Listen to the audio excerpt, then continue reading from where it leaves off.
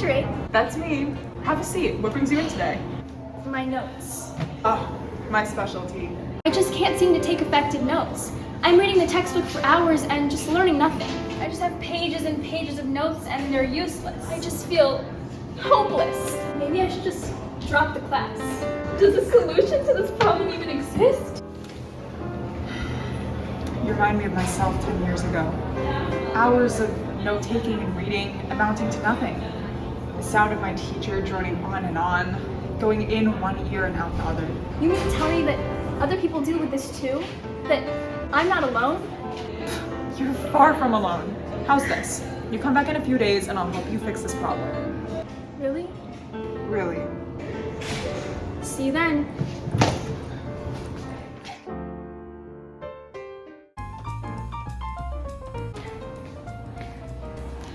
Whoa, you look even worse than last time. I'm spiraling. I read 74 pages of don't know much about history and I haven't learned a thing. Did you bring in your notes? I'd like to perform an examination. Will it hurt? Only your ego.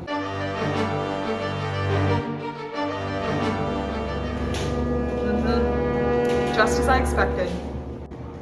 Oh no, it's bad. You're a lost cause. The door's that way.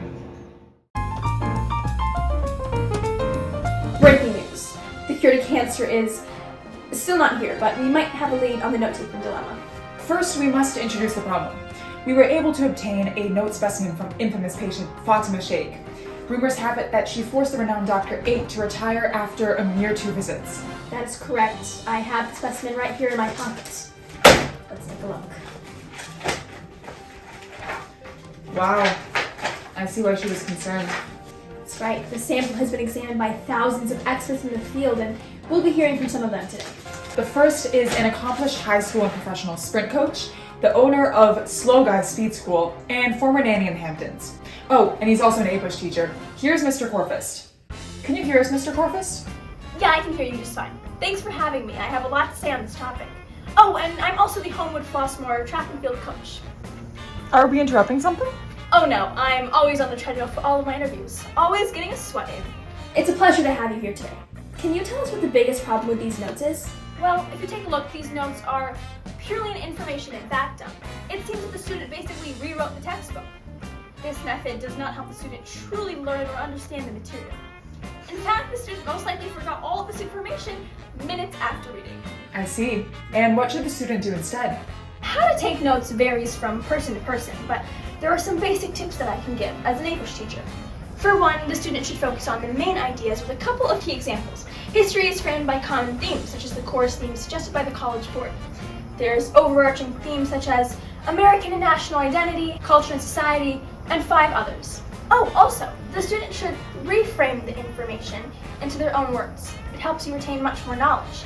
And keep in mind that not every single detail has to be written down. apush isn't about specific details, it's about trends and themes. As long as you have at least one example for each trend or theme, you're fine. So formatting notes based on bigger themes. Got it. Very deep, but seems easy enough to do. Yes, you're so wise, Mr. Corfist. Do you have anything else you'd like to add? Well, this generation seems to have a problem with their cell phones. When you're taking notes, put your cell phone away. It'll help you concentrate. Thanks for coming on today. Our next guest is Dr. 8, Miss Sheikh's very own note-taking therapist. An odd name if you ask me. Isabella, we're on live television. Anyways, Miss Sheikh's abominable note-taking put one of the most respected experts in the field out of business.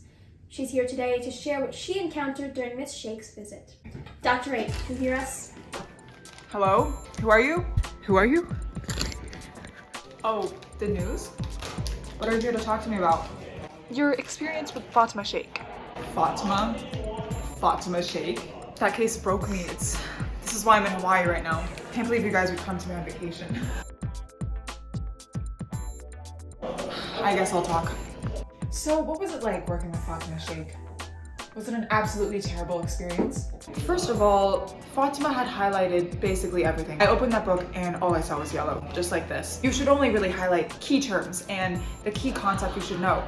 And you can actually search up the apush course guidelines book that outlines each unit really well. I also feel like Fatima was only focusing on topics that she knew already, and we end up with these gaps in knowledge, which Miss Shake clearly had. I also recommend to all my clients, I mean, I think Fatima is too far gone, but I recommend to most of my clients to base their notes on a timeline and order their notes chronologically. And this really helps because a lot of the stimulus questions, the multiple choice questions, will ask about continuity and change, cause and effect, and knowing which events came in which order will help you really understand the process of history. Now, if you'll excuse me, I have to go cool off. That was a lot.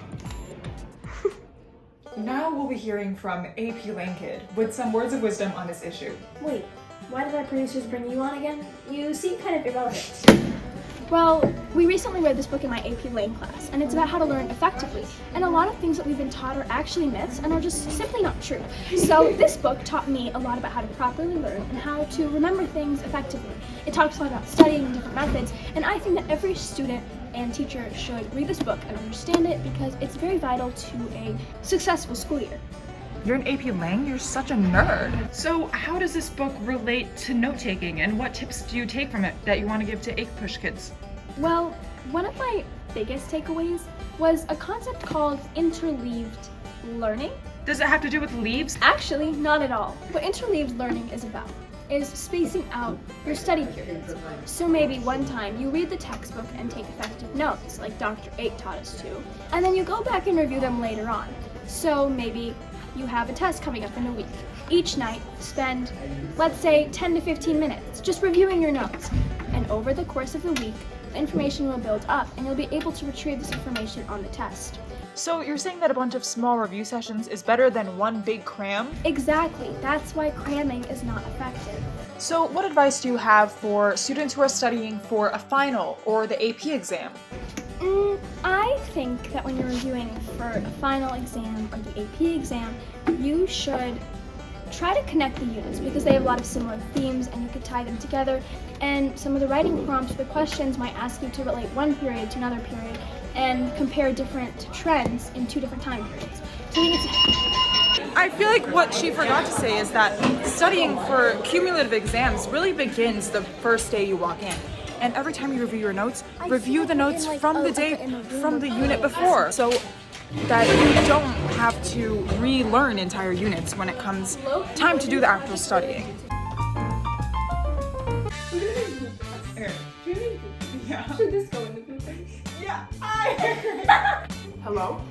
Who is this? always listen to Mr. Corfus' music and movie references. So why did our producers bring you on again? You seem shut up. They're gonna struggle and make